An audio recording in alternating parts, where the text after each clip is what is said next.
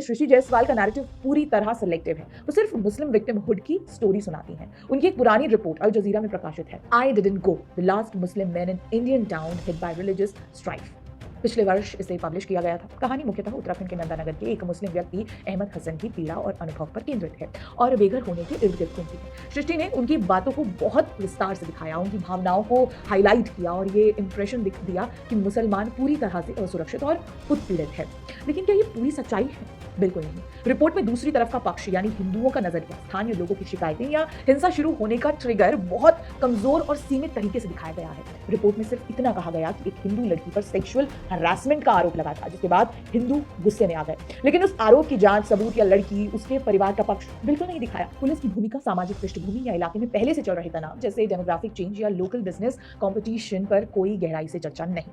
हिंदू संगठनों या प्रोटेस्ट करने वालों को सिर्फ मॉब या हिंदुत्व एक्सट्रीमिस्ट की तरह पेश किया गया, बिना उनके किसी भी दावे को समझने या उनकी बात सुनने को।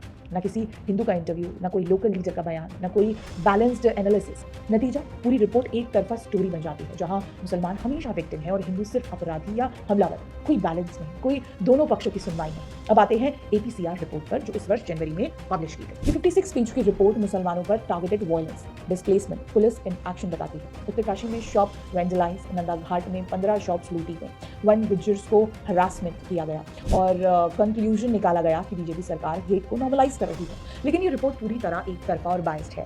इसमें सिर्फ मुसलमानों की गवाहियां और उनकी कहानियां शामिल हैं। हिंदुओं का कोई पक्ष नहीं दिखाया गया, ना उनकी शिकायतें, ना उनका नजरिया।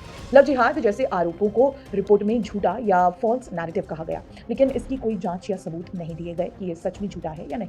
हिंदुओं की तरफ से जो शिकायतें हैं, जैसे डेमोग्राफिक चेंज, उनकी आस्था पर असर या लोकल इश्यूज, उन सबको पूरी तरह अनदेखा कर दिया गया। इसी की रिपोर्ट प्रोपेगेंडा जैसी लगती है, जहां सिर्फ एक साइड की स्टोरी दिखाई जा रही है और पूरी तस्वीर छिपाई जा रही है। आखिर सृष्टि जायसवाल राज्य के इन मुद्दों पर कितनी गहराई से जानती हैं? वो दिल्ली में रहती हैं और उत्तराखंड की लोकल प्रॉब्लम्स को सिर्फ एक फैक्ट फाइंडिंग ट्रिप में समझने की कोशिश कर रही हैं।